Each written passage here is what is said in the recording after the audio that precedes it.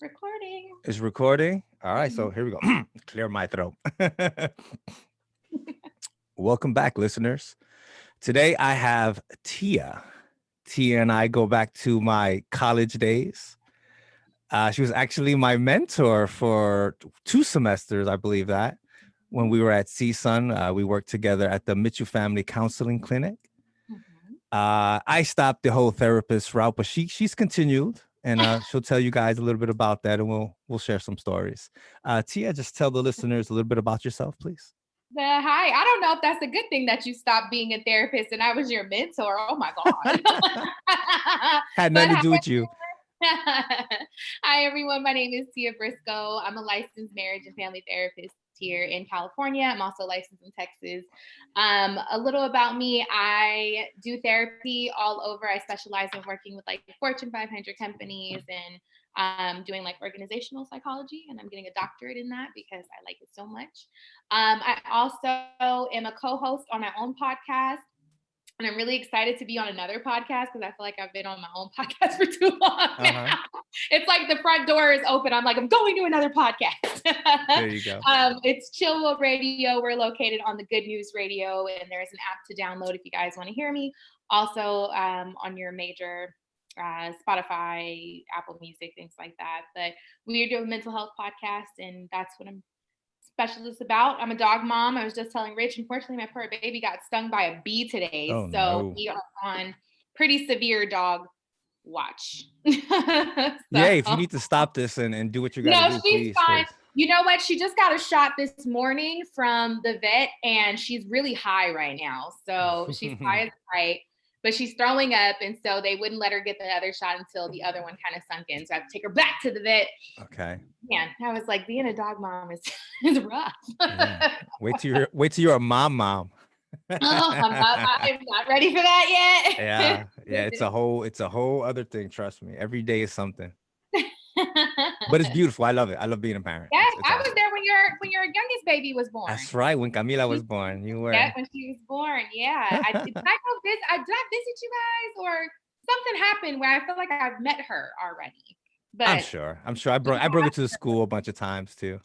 yeah, I think you brought her to school, but you had her while we were in Yeah. school. And you bought when she was born, you bought her this cute little outfit for her and everything. Yes, that's what I was like. I know I bought your baby something. I buy everybody's baby something. So I was like, I know that when she was born, I bought her something. So yes, that's my baby. How old is she now? Oh, she just turned 6. What? Oh my God. I'm old, Rich. Uh, what does that make me? Well, you're her dad. You're supposed to be like dad vibes. That's So true. Yeah. Yeah. Ancient yes, and wise, I guess. I know you are wise. All right. So yeah. So tell people a little bit about what organizational therapy and all that. What is that? IOOI or what do they call that? You can go either way. So Okay. organizational, industrial, or Yeah. IO, Yeah. Yeah. organizational. So industrial slash organizational psychology is the study of mental health in the work setting. So I worked for various companies, so some larger ones like the Grammys and like football teams and things of that nature, just to make sure they have all they need for their mental health success. So whether it's doing individual therapy with their staff or going to do like seminars and wellness programs for them, it's just making sure the company as a whole has mental health and mental stability. So I've traveled a lot, which is always fun, but and been to a lot of companies that could probably buy my life right now. Yeah. I know, huh? But it's a lot of fun because, I've never been the type of therapist to like to just sit and like do therapy all the Yeah. time. And maybe that's why I was your mentor. Maybe. Maybe. Yeah. Because I am not a fan of like just sitting chair to chair. I do that because I have my own private practice, but Mhm. I love going to companies and, meeting the different staffs and doing all that good stuff. So that's basically it. Just the mental health and wellness of a company is Yeah. what IO is. Yeah. Let's bring it back real quick before we start to move forward again. Mhm. Yeah, you were my mentor, and the way they worked at Mitchell Family was Mhm. that the incoming group of therapists or trainees at the time get to meet the more senior group. And I remember when we, and I remember when we sat I heard that down. you were. I think we had a brunch or lunch or something at a Mhm. restaurant, and Yeah. all you guys were there, and then all us new ones, all newbies, all green, all scared, meeting you guys and knowing that eventually we would be paired up because I believe there was 8 of you, 8 of us, or something like that. Yeah. The number is Mhm. always a little weird. Yeah. Um, and I remember thinking, I hope I get you. Oh, really? Yeah, I remember thinking that. Yeah. Why? Easy, easy. There was something coming from you that I related to and that I enjoyed. I wanted. Yeah. I'm not the kind of person that used the word aura or Mhm. something, but you know, like you get a vibe from people, right? Yeah. You get a vibe. And I said, look, too many of the people there seemed a little too serious, which I think is a big problem in our profession or in academia. Stuffy. Yeah, yeah, you know what I mean? You seem more relaxed, more approachable, and more down to earth and real. And I said, you know what? Talking to her is gonna be a lot more fun. And it Yeah, was. you It know was a lot what? of And fun. it was good. I was glad I got you too, because we definitely have very similar personalities, and it was a good vibe. I had fun. And that's just how I am as a person and as a therapist. I'm kind of just like very myself. I don't know if Yeah. that's a good thing in therapy, but I'm They very say it myself. is, you know. They So say you're supposed to be real or whatever, be who you actually are, authentic self or whatever, you know. well, I'm glad I got to be that impact, even though you didn't keep going with therapy. Was it because you went to the military? Is that you, or you stayed in the No, military, right? I graduated. You know, I finished my hours at Mitchell, so I finished Mhm. being a trainee. I became a an intern. I think when I stopped, I had about like 1,000 hours. Oh wow, okay. I I just didn't, you know, because I didn't go to like a private pack. I always knew as soon as I took you know, I had talked to some people there, but then we took what was her name? Alejandra. We took her, Yeah. and she was in Department of Mental Health. Yes. And just listening to her describe it, and she had people come in there who talked during her classes about the Mhm. whole thing. I said, I'm not gonna like this. I'm just not gonna like the way mental health is. And I don't mean mental health, I mean the Department of Mental Health. Sorry for listeners. I don't want to Yeah, confuse you DH. guys. The red tape, the stuffiness. I was like, you know what? Hopefully I get to do something different. But you know, majority of the jobs when you get out there, and I needed a job right away. Yeah. I had a family, I needed a job. So, you know, they offered me one, and I was like, okay, I gotta pay that bills. Yeah. But eventually I was like, this is not gonna work. And I wanted to go back and just finish my career so I could move on in the military, finish my career, and then I could move on and chase my dreams. And do something else. Yeah. Yeah. No, I get what you're saying. That makes sense. Cause I feel that way. Like people are so in love with like face to face therapy. And I have great clients. Let me say that. Like my clients are very reflective of who I am as a person. But I didn't know that there were other jobs that you could do as a Hmm. therapist. Like nobody tells you when you're in therapy school that you can work for companies, or that you can be like Right. not just a clinical supervisor for therapy, but you can be a clinical supervisor for like autism work and things like that. Or my last job before private practice was I worked at an insurance company as like a Okay. care manager, and just I was like, why doesn't nobody tell you these things? You know, Yeah. because I think we would keep more people in the field if people didn't feel like they had to do therapy and be stuffed up in an office all day. That would drive me crazy. No, exactly. And I think maybe that's why we click too, where you know, I can't do the same thing all the time over and over. I like that diversity, new things, you know. And psychology, yeah, like you said, it offers you a whole bunch of other avenues to go down. Yeah. Even new ones that I think we haven't even really explored, like this. I think that my background in therapy or just studying psychology helps me doing this a lot. Yeah. Yeah. I'm sure it does. I mean, it's the behavior of people. So Yeah. anytime you have be people work or behavioral work, then yeah, it makes sense. But I'm glad that you found something that make you happy, because child working in DMH is not fun. No, it's not. Hey, shout out to everyone who's doing it. It's an I important love job. it. If you can do it, or if you Yeah. can do like residential facilities, more power to you. I could never do it again, but more power. Yeah, I think that leads us into a bigger question about our country. Let's get into that. Like, Mhm. I've always felt, even before COVID, that we had a big mental health issue. We do. And Mhm. now, oh my God, I don't know what's going on. I'm glad that I'm here in Korea, to be honest I with know, you. I'm jealous. I want to hightail it out here, but yeah, I mean, it's getting worse. I and even your therapists are struggling. Like people say that you have your frontline workers, your nurses, your doctors, your first responders, but we're second responders because we are the mental health crisis of being home all day long, being with kids that you weren't with all day long, Mm-hmm. not having your other coping skills and your outlets all day long, seeing the same four walls. It makes it really difficult. And I tell people all the time, like, it doesn't shock me that there's such a mental health crisis because we use so many things to cope with, Mm-hmm. our mental health. And now that those things are gone, now everybody is being faced with this is who I really am. And this is a Ooh. struggle, Ooh, that mirror. They put in the I mirror. They don't got to stare in the mirror now. Oh man. yeah, I don't have the ability to go out and go to bars and party all day long. So I got to figure out what's going on in here. And that's hard for people, you Yeah. know.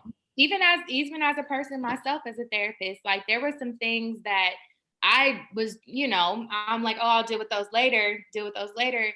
And then sitting in these walls all day, it's like, Yeah. okay, it's time to deal with it now. Mm-hmm. So the crisis is gonna get bigger. I mean, because you got to think about it, the kids are going to go back to school eventually, and I'm sure they're going to have a lot of adjustment issues and things of that nature. People are not going to trust anybody, like health wise, so it's going to be a huge crisis for a while. Yeah. Yeah. I agree. My biggest thing with this now is the inactivity, especially because my kids, I could see it in them. They're bouncing off the walls, Mm-hmm. and everyone is gravitating towards electronics, and Yes. that's anything electronic. Like that's like that's Netflix. That's Mm-hmm. the games on your phone, the whatever they call those games that they have that are on the internet, all these different things. And I tell people that this thing right here, the smartphone, right? This Yeah. thing, when I was a young guy growing up, because I was born in the 70s, Oh, yeah. you You know, beat me by about 20 years, sir. I was born yeah. in '91. But when I was a young man growing up, I remember seeing everybody smoke, even in front of kids. Smoking was Mhm. just something that I did. I Yeah. tell people that this Hmm. is the new cigarette. Because what I Yeah. mean by that people, whenever they had an itch, they would just light up. Yeah. And now, whenever you have an itch, you just go on your phone.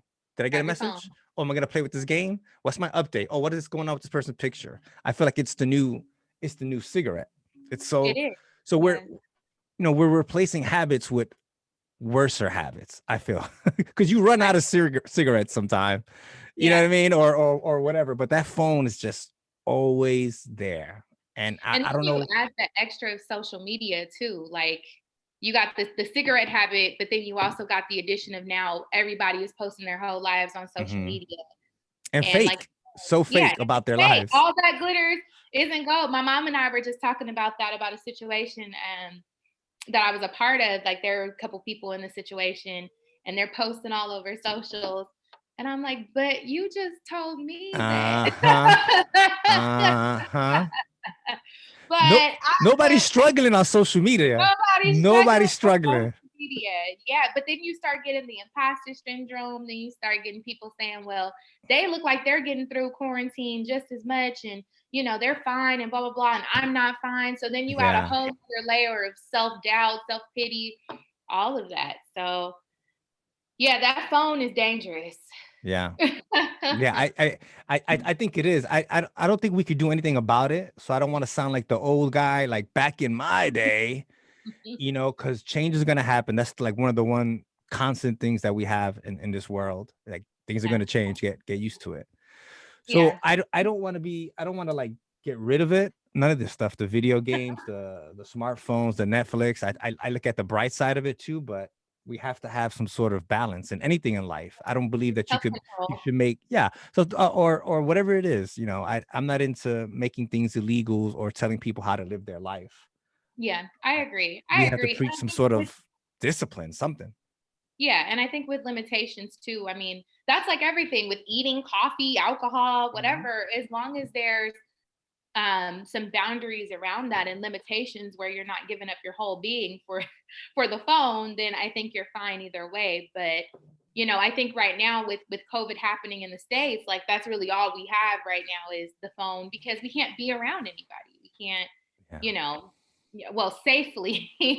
Ah, Because you got to get tested every 5 minutes if you do are around people. So, it's a catch 22 because right now that's the only way we have for personal connection, but it's also kind of dangerous in a way. yeah. Yeah. So, I was looking at something. right when I woke up and I started up the computer and it popped up. I guess we're gonna have a 500,000 deaths or something like that in the Yeah. United States. I mean, I'm not saying that it's a small number, but at the same time, if you look at how many people live in the US, it's over 300 million. Yeah. It's, I don't know. I think the numbers confuse people. I know it does for me. They are confusing. They Yeah. are really confusing. And it's sad though. I know several people who have lost loved ones due to COVID. I actually had COVID, but I Wow. had no idea. So I think I had it in February of 2020 before Uh-huh. they started testing for it because the guy that I was dating at the time, he was really sick. And then I got really sick right Uh-huh. after him. And it was Yeah. like all the symptoms of COVID. My heart was racing. She was like, if you don't chill, you're going to end up having a heart attack. And I was like, Wow. wait, what? Like, oh my God. So I got tested 2 Fridays ago for the antibodies and Mhm. tested positive. So I actually had it, but Yeah. had no idea that Yeah. it was COVID. And so, but I think that because it's a virus that is so easily caught, like, it doesn't shock me that we're getting up to that number. Yeah. Well, far more people I think has had it and been okay. Yeah. Yeah. It's like they say, your immune system. So if you're older, weaker immune system, if you have Yeah. I can't fight anymore. pre-existing, conditions and stuff like that. Like my dad is actually in the hospital right now with it. Oh no. Yeah. So I'm dealing Oh, with that. you doing okay though? We'll Functioning now? see. We'll see. You know what I mean? Moving on, I'm trying to be positive and Yeah, and everything. that's all you can do is be positive and believe that he's gonna get through it and you know, It's it's it's rough. it's it's in God's hands, the Yeah, way I see it. My absolutely. my dad had a long life, did everything he did. So if he passes away, he's got no regrets. I got no regrets. I love that. Yeah. I'm all for people passing away with no regrets. Yeah. You know what? Because I feel like they're going on to have some peace in their bodies. So Exactly. if they don't have nothing left to do, then But I think that's the hard part about being a therapist is we have a lot of grieving people too. That's the Hmm. other side of COVID is you get a lot of clients who are grieving somebody who has been lost, a lot of clients who come in who gave it to that person that may have passed away and feeling a lot of guilt in that way. So this whole virus is just like I said, it's just it's complicated, you Yeah. know. So it's rough, but we're pushing through. Everybody's pushing through. Yeah. Yeah. Exactly. Exactly. So, but it's just life.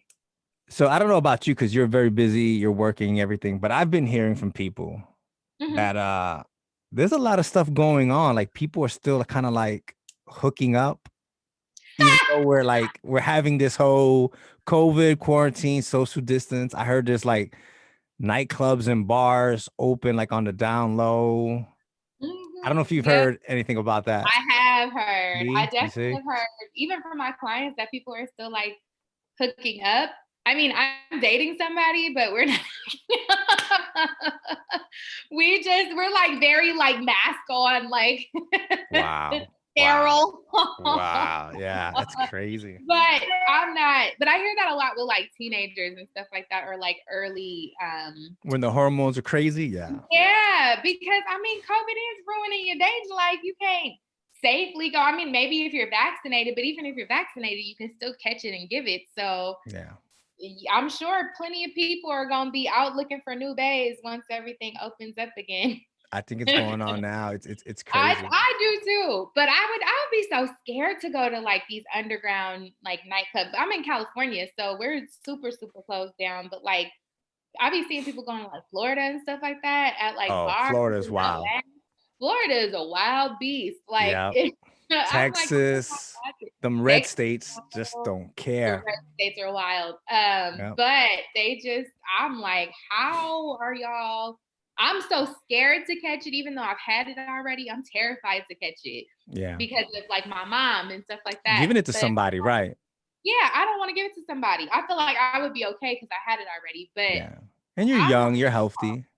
I try to be healthy. I don't know if I'm as healthy as I should be, but but people are wild out there. But I think too, like we've been in this for a year now. Yeah. Like Yeah. I'm sure people are just getting tired of just being Hmm. locked in the house all day. I know I'm tired of being locked in the house all day. I'm like, can we get out now?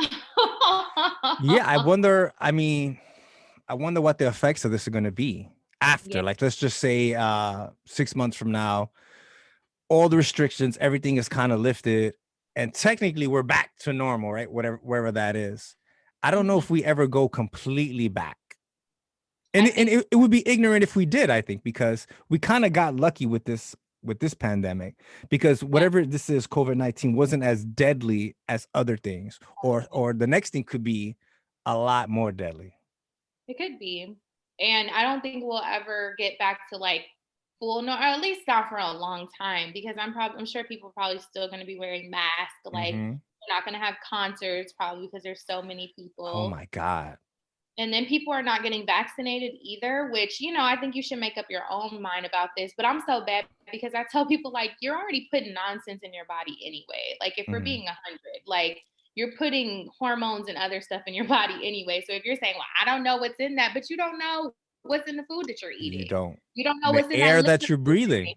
The air that you're breathing, you don't know that. So if you have a different reason for not wanting to, fine. But people, oh, I don't want to get the vaccination because I don't know what's in it. You Yeah. drinking vodka and you don't really know what's in it. No, you know it's You poison. It smoking says it weed right that there. somebody on the corner that gave you and you Yep. don't know what's in it. Like Yep. I hear more people who will get weed and smoke it than they'll take the vaccine. I'm like, but you don't know what old boy is putting in the weed that he's selling you. You got no idea. You You've got don't no grow your idea. own. Nope. It's crazy. So I think that because so many people are like not wanting to take the vaccine, and we don't know how long the vaccine keeps you safe and things like that, I don't feel like we're gonna go back to normal for a while.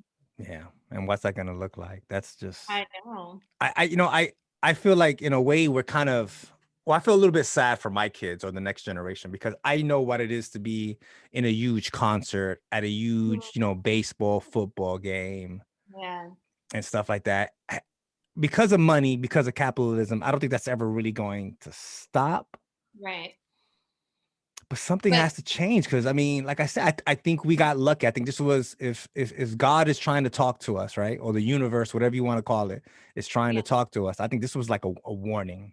it is. It's a warning. And then you think about all these other things, the weather, the social injustices and things like that. I'm like, these are not just by chance. Like the Okay. world needs to change.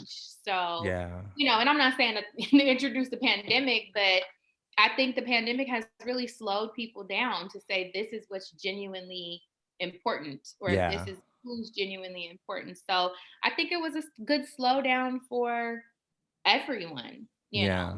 But I So, don't know if well, it'll last though. It's you remember the movie Hotel Rwanda? yes. So you remember when the guy is talking to the reporter, he's like, "Hey, you got to report on this. You got to let the people in America know so they can stop what's going on here." And the Mhm. reporter looked at him and straight up told him it's the most powerful part in the movie. He told him that, listen, they'll play this on the news. People having dinner will listen to it and feel real bad. And once the commercial goes on, they will forget Yep. all about it. Yep. That's how I feel like what's happening with like Black Lives Matter movement and things Yeah, like that. Like everybody was this super ain't on. new. This has been going on for Yeah, hundreds they're of super years. on People George acting like Floyd. this just happened. Yeah, but I think what happened was because people had no other choice but to sit at home and Yeah. watch the same images Yep. over and over. Yep. That's why it became such a big thing. But as Yep. you see now, it's so quiet now. Nobody is talking about, justice for Breonna Taylor no more. Nobody Hmm. is talking about, Ahmaud Arbery anymore. Nobody's talking about that anymore Yeah. because, like you said, they flash on the TV, we start marching and doing whatever. And then it's like, okay, back to my normal I hate COVID vibes. Yeah. So, Yeah. I tell people I'm not talking about like the people who's in the 60s and 70s or any other type of thing, but I feel like marching and the protest thing now, it mhm, doesn't mean what it used to mean. yeah, And people are doing it just to say they did it. Like yeah, to sort of pat themselves on the back, like, hey, I was there, but they're not really doing nothing for the cause, I feel, especially yeah, if you're just going out there and you're yelling at people.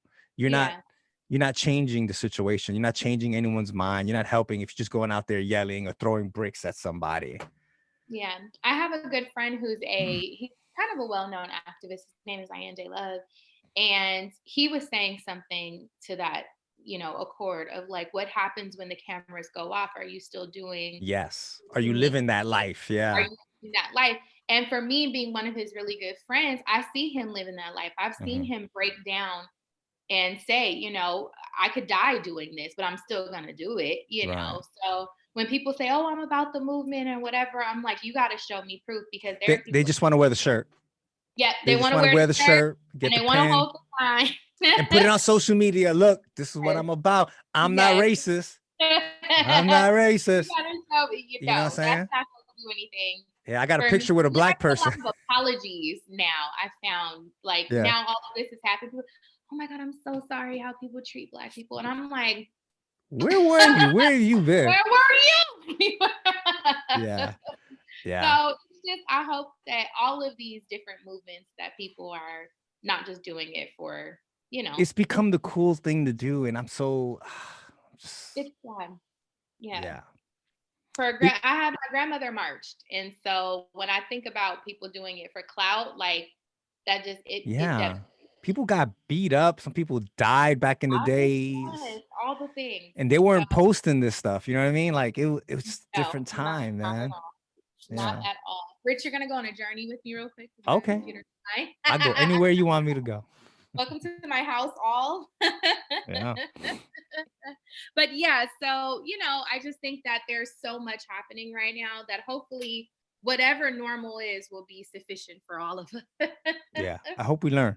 I hope we learn from I it. do hope we learn. So we'll see. We'll Yeah. see if it works. Yeah. But it's funny because I was telling somebody that I think I'm going to be one of the first or the second, like, Black female for professors at CSUN. So Nice. Nice. so we'll see how that works. Yeah, let me think about it now. Yeah. There wasn't a whole lot of color there. No. Not that I remember. I Yeah. remember when I started at Mitchell, Dr. Laurent was there, but Hmm. he left shortly after I started. Dr. Stone identifies as biracial, so Right. but I'm happy now to see that these educational institutions are, like, expanding themselves too, and I'm really excited to be a part of that. So Yeah. it's exciting moments. Yeah. I got a friend. I don't want to say where she is or whatever, but she's in a doctorate program. I've been trying to get her on. She wants to come on, but I think she's a little bit hesitant. And Oh, I understand why, because these organizations could be vindictive and petty sometimes. But she's dealing with something like that. She wants to come on and talk about things like that. But I think yeah. my experience and maybe your experience was pretty good. Yeah, I had a great experience. That's why I wanted to go back and teach there, because I mean, I love CSUN. The thing about it is they don't shy away from the fact that we need more people of color in these programs. They're very aware and they work really hard to do that. So I was very happy to graduate from CSUN. I'm very happy to go back to CSUN because I never felt like they, like, shushed me, Yeah. because Yeah. I Yeah. was always like, where are the Black people? Yeah. Yeah. And they never once. Joyce was like one of the main people. Like, she was like, keep speaking, like, keep Yeah. talking. They will hear you. So I never had a problem with CSUN. I'm a proud Yeah. matador. Yeah. And one of my cohorts, I don't want to put his name out there, but he was a gay man. He would always talk about that. The Yeah. LGBT community and where's this at? Where's that at? Like in the theories, like we've known this for a long time. A lot of the theories come from old straight white men. Yep. You know what I mean? Where's all the new stuff? And That's I'm not saying that. teaching actually is postmodern. Yeah. So yeah. I mean, just I'm not saying that one is better than just because it came from an old straight white man doesn't mean that it's not good, or because Yeah. it came from a Latino, half Chinese, transsexual person that is better than someone else. It should Yeah. all be critiqued equally, but Yeah. let's It should let's be get something that inclusive. represents the community, is what I'm saying. Right. Right. Because the community is coming, I think that's the thing about it in this time and space is, being a Black woman, we're going to therapy now. We're Right. coming out. So we need stuff that we can identify with. And, I tell people all the time, my therapist is not Black. My therapist is a white man. And he's an incredible therapist, but he gets it. So Yeah. I tell people, we're coming and we want the support. We need the support.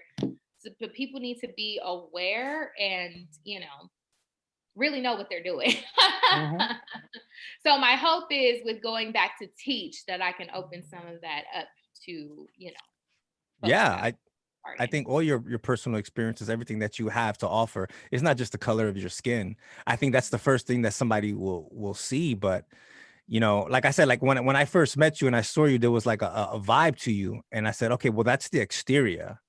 Yeah. Once I got to talk to you more, and I was like, oh, okay, She's you crazy. know, And I'm nah.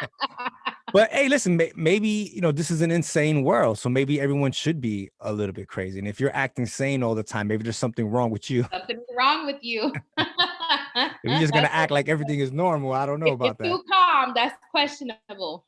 Yeah, yeah, So, exactly. but no, I love it and I love what I do and I love being a part of, being a part of this because I mean that's the reason why I got into therapy is to, because I didn't see people that looked like me. And so now Mm.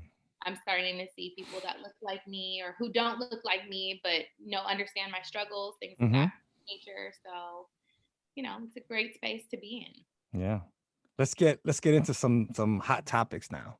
Ooh, like hot topics. All So right. yeah, I mean, we might have had this conversation before because it's something I ask a lot of people. Mhm. Okay. Uh, is America more racist or more sexist? What Yeah. do you Oh, say? God. I'm gonna say racist. Oh, okay. Let's go. And Let's hear I'll it. say racist because my historians are going to beat me down. Because when we're talking about women's lib, right? Mhm. This was the women's lib of white women.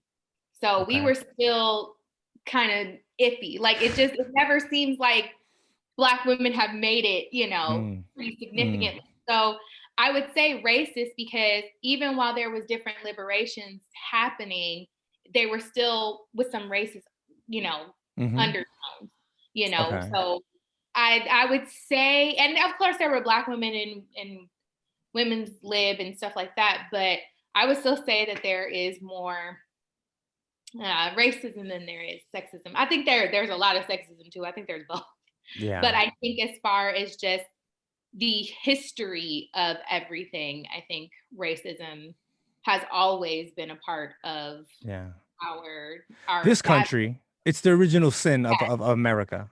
yeah. So and that's just not racism against Black people. That's racism against all. I mean, we've had concentration camps. We've had, natives being moved from their land. So when I think of like racism, I'm like, this is a bigger issue than just one specific, women or sexism is just one specific or two specific categories if you think like trans individuals. But yeah, definitely, I think racism has been around a lot longer. So I think innately that's kind of number one. And then sexism is right under, maybe classism, and There's a it's lot of a whole isms. list. There's a lot of isms. Yeah. Yeah, there's so many isms that I hate. But in my personal opinion, Rich does not condone my opinion. My personal opinion, I think racism has been kind of more because, like I said, in some of the different areas of like standing up, there still has been some contention between women and Yeah. Black women. So I think that it's a hard argument to make, which is why I bring it up because it's interesting. Because yeah, how do you separate the race and the sex? Sometimes you can't. They're just sort of like you're a Black woman, you can't separate them. You know what I mean? So how do we know whatever you're facing is due to your color of your skin or because you Yeah. have ovaries? We don't. Yeah, you know what I mean? Like you could group. So here's my I say that it's more sexist. Okay. And this is why. uh the original sin of this country is racism, right? We Mhm. hold these truths to be self-evident that all men are created equal. Now, Equal. men, it meant human. Maybe you could have said all humans are Yes. created equal, right? But Yes. let's keep it real. Women didn't have the vote when that statement was said. Women didn't have the vote, Right. and Black men didn't have the vote, right? Black men, or I don't know what it said, but we're one 3/5 of a person. I think it's what the Mhm. Constitution said, or something. I don't know, something like that, right? Mhm. But eventually through time, we get to the point where now Black people could vote, but it's Black men, Mhm. right? So we still like, hey, women can't vote, right? Mhm. And I'm gonna use the whole Donald Trump, Hillary Clinton, even Obama in there, because she ran against Obama first, which I thought Obama was a great guy. I really liked the way he handled himself and made our country look. But when it was the primaries and he was running, I didn't think he should have won. I thought that he had very little experience, and in my opinion at the time, this is going back a long time ago, that why would we elect someone who has so little bit experience? Mhm. And I thought that was it. I thought that that was saying that as great as she is, and I don't know what your opinion is. I don't know what anyone's opinion is about her. Mhm. You couldn't Mhm. say that she didn't have more experience than him. That's Yeah, my I thing. agree. And I thought them voting for him over her was kind of like a representation of that. And then her again losing to Trump was like, okay. Yeah, yeah. Like I said, it goes into so many factors of just in general being a woman and people not thinking that you are smart enough or intelligent enough or you can't control your emotions enough Mm-hmm. to be able to run the country. And I love that Kamala Harris is out there because she's a Black And and you know Indian what? woman. No one's talking about that. Nobody's We have talking a about her woman vice president. What? I goes to my point. What I'm saying is like, why aren't people talking about this? This should be a bigger deal. because she's a woman of ethnic background. So of course she's not going to get her due justice, and Yeah. it's unfortunate, and we talk about that on my podcast as well. Like, I think for us, for women, for Black women, for all women, it's a good representation of like how hard it is sometimes to climb the ladder just by being yourself, you Yeah. know. And it's so difficult. I walk into rooms, and number one, I'm young too. I'm only 29. Mm. So when I walk into rooms to present us sometimes at companies, they're looking at me like, what do you know? And Yeah. it's always a proving game. So I think they're so closely intertwined with each other with all the other isms too, especially ageism, classism, whatever. I feel like they're so close to each other. It's hard to pick which one Yeah. America is more because there's a mixture. Yeah. You know. But I think about this too. I think about when I say racist too, I think about the possibility of like all Americans being that. Like white women can be racist, white men can be racist, Anybody. Anybody. anybody can be racist. So it's like for me, that's the more prevalent one because anybody can kind of do it. Like women Yeah. can't be, well, they can be, but women can't be like sexist to themselves. Hmm? So I mean they can, but that's like to me, that's like when a Black person is like racist towards Black, that's like internalized racism to me. Yeah. Because I've Like met somebody Black has people to like that. I give met that. Black people who don't like Black Yeah, people. who don't mess with other Black people. But I feel like somebody had to give that knowledge to you. You don't innately grow up as a Black person like hating No. Black people. You don't grow up with that kind of idea, right? Yeah. Yeah, exactly. So I feel like somebody gave that to you, and being a Black person with good hair and things like that, like what constitutes that for you? So absolutely, you can be internally racist, but I think the prevalence of like racism is easy for anyone to achieve. Well, listen, any of the isms really are just ignorance. Yeah. It's something that you learn, like you said, whether in, I can think of two examples where one is a little kid and, his family or her family around them are like, hey, these people are bad. Don't like Mm, these people, right? yes, That's exactly. one. But another one is that, we know this from studying psychology. If you do something or if you had an interaction with something or someone that's negative, you just Mm, associate that with everyone who represents that, which isn't that, yeah, accurate. But yeah, that's which how we learn to survive as a species, by yeah. having these type of thoughts. Yeah, it's the nature versus nurture argument. So, so I think that we're not innately like that. I just feel like we, live. And I feel like, kids in the generations coming up, they're starting to really challenge those Yeah. notions for us. Because I think from maybe I'm a millennial. So from our generation up, we didn't really challenge any of that. We just kind of took it for Mm, face value. But these young people, these teenagers that I see in therapy and things like that, they are challenging the system so yeah. much because partially because we are their parents, we're not teaching them about racism. They now know that there was a Black man in office and, Yeah. whatever that may be. So I think A as woman of time color goes now on, as the vice yeah, president. Yeah. yeah, people, these kids are not accepting that. They don't want to hear that, you know. Yeah. So I think we're making good progress as the generations get older. Yeah. So I'm interested, I wish that I could not live forever, but yeah. maybe sort of wake up from a slumber every once in a while and sort of just, look around like, hey, what's going on? Oh my God, look what these people are doing. I'm going back to sleep.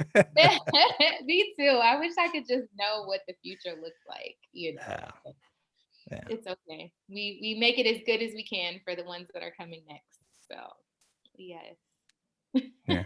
I try to understand these people, and I think maybe that's an issue that everyone gets when they get older. Because I worked with a lot of younger people too. Um, they seem to have a lot of pressure on them, but Mhm. I couldn't relate with that because I felt that today's world society is giving them everything sort of on a silver platter, and Mhm. so I didn't understand the pressure that some Mhm. of them were feeling. I didn't understand the cutting, the depression, the anxiety. I felt Yeah. like when I was a young man growing up in their age, that things were way more difficult and hard. I don't know if that's true. I'm just saying that this Yeah, is that's something that I felt, yeah, I you know, agree. and I wasn't, as a therapist, I recognize that in myself, and I put Mhm. that in check, and I try to understand where they're coming from, and I Yeah. think that every generation has their own struggles. Mhm. But the struggles that are going on today with the kids today are something that historically we have no precedents. So Right. I'll give you an example. 200 years ago, there was a parent and their child, right? Mhm. And the parent's life compared to the child life wasn't that different. Then you fast Right. forward another 50 years, still Mhm. wasn't that different. Fast forward another 50 years, still wasn't that different. But nowadays, with the technology and advancements of just everything, Mhm. I don't know if someone just 10 years apart can relate to the next person. Yeah. Yeah. Well, I'm usually they call me the older sister. So Oh, I'm big geez. sis. That's what my clients call me is big sis because I get them. Because I was raised kind of in between the two. So like What's I the was next born one after millennial? What is that? Gen X, I think, and then there's No, I'm Gen Z. Gen X. Oh, you're Gen X, so I So think maybe it's Gen Z. Y. Yeah. Yeah. But yeah, so I get them in the sense of what they have access to because I feel like if you think about it like cutting for example, I'm always like why are all these kids cutting? And it's because you can go on the internet and find 50 kids making TikTok videos about cutting. Like my clients send Jeez. me Jeez. videos about client kids needing therapy and stuff like that. So I feel like for us, we didn't really know that people were struggling unless they told us or unless we were in their household or, Hmm. whatever, unless we had friends. But now you can go online and type in depression on Instagram and 50 videos prop up with them making fun about having to go to a therapist. So I think the coping skills, the negative coping skills are more accessible to them now. They have easier methods of Mm. getting and achieving those coping skills than they would have had in 2001 when I was a teenager, Hmm. 2002. Because I didn't even know about cutting. There was a book called Cut that I had never Mm. read. I read it as an adult, but Yeah. that was the first introduction I had ever had to coping. I think I read that when I was or COVID to cutting. Yeah. And I read that when I was in 11th grade. I didn't know what cutting was until It I wasn't in read your circles. it Yeah. wasn't in my circles at all. Like, I think the most thing that was in my circles was like running away or sneaking out. Like, everybody kind of did Yeah. that. True. True. But now, these kids have so much access to how to do these things Hmm. that it's just like, even if we try to shield them for them, they hop on Instagram and somebody is talking about, oh, I'm depressed. Like, I had a client just send me a video of some depression TikTok that somebody had made and was like, this is Yeah. how you know that you're depressed. And I'm like, oh God, like, don't do that. Yeah. So, So that brings up something when I was practicing, hmm that 13 Reason Why came out. oh yeah. And I remember the first reaction by a lot of practitioners was that, you know, these kids shouldn't watch this. I didn't hmm watch it. I just had too many other things to do. And I I wasn't gonna watched watch 13 episodes or something like this. I did. Did you? I did. I actually watched it with my ex-boyfriend at the So time. did you think, was it something? I guess the vibe that I got was that it was sort of encouraging this or glorifying it or rationalizing it, or I don't know. What was your opinion on it? Um, I don't think it was glorifying. You know what? I don't want to say this without getting in trouble, but I felt like it glorified it in a way. Like the girl's issues were like if her parents would probably put her in therapy, she would be okay. But it made kind of, and there were certain issues that like sexual assault and things like that, but it made issues a lot bigger. And Yeah. and that's why I say I think it glorified certain small things that could be handled and made them bigger. Yeah. I was not a fan of the show. I did not like the fact that they showed her killing herself. I think that that is very graphic. Yeah. And it's also, how do I say this without sounding bad? Like it's something that I don't think people who have done this want people to see. Right. Yeah. You know, I don't think people want to show that to other people. That's why people don't take their lives in public, if Yeah. you think about it. That's So true. when I'm looking at it, and there are people that take their lives in public, but most of the time it's a very like private thing that happens for that person in their space. Right. For them to show that, I don't think it encouraged kids to do it, but it's like, oh, that's my idea. I felt like it reinforced it a little bit. I was not a fan. I wasn't a fan of the storyline, but I know it was a book. Like I just Yeah. wasn't. That's the vibe I got from people who watched it and told me. I just got a vibe that I was like, I don't need to watch it. I don't need to be into it. You Yeah, know what but I I was mean? working in a residential facility with teenagers, so I had Yeah. to watch it for my own. Yeah. I can see that. It was a little over dramatized. Yeah. That's what I will say. I wasn't a fan of it. I did not like the storyline. Um, and I also don't think that it would be applicable to kids who are say living in the hood. You know what I mean? Yeah. Like Right. I'm gonna be real because that's how I felt. I was like, if that, like, let me put my mind in like my age Hmm. of how would this be realistic to me? And I did not feel like it was a realistic portrayal of what varying teenagers go through, an LGBTQ teenager, a Right. black teenager, a Right. Right. Latinx, teenager, and an Asian American teenager. I felt like it wasn't a good representation of that. So Yeah. When I you was were not a talking about something earlier about like you, what was it? Oh, the cutting. You were saying, fan. Yeah. Mhm. like it just wasn't in your circles. You didn't even know about it till you read something in the 11th grade. I kind of feel the same way about that, which Hey, is yeah. I grew up a really horrible neighborhood, man. Yeah. In the 1980s, I grew up in East New York, Brooklyn. It Woo, was like the let's murder go. capital. It was like the murder capital of the world. So I was Right. trying not to cut myself, trying not to get stabbed by Trying to somebody not die. or That's die. Yeah, you know what I mean? Like I'm not, yeah. and Oh, that's why I say like people have a very different view of that show because like I use for me and my teenagers, I use the hate you give because I feel like that is a perfect representation of somebody who lives in two different worlds. She's from the hood, but she's, in school and all of that. But 13 Reasons Why was not a good representation of the masses, it because didn't most include people everybody, but you can't though. were, Let's be honest yeah, though. yeah, At the you same can't, time, you yeah, can't. Yeah, you'll never right, right, please everybody. You never represent everybody. No, it's never gonna right, right. happen. And it happens in different cultures and things like that. But I don't. A lot of my teenagers I don't have are cutters, Hmm. so I don't know a whole lot about that. Try not to take on because that's just not my Yeah, specialty. So you know, yeah, but yeah. So no, I wasn't a fan of 13 Reasons Why. yeah. All right, so we're ending. We're getting close to the end. But we are, and I think my dog knew because she woke up. Did you? It's like it's time. Yeah. Let me ask you this. So I think a lot of what we're talking about had to do with what is freedom.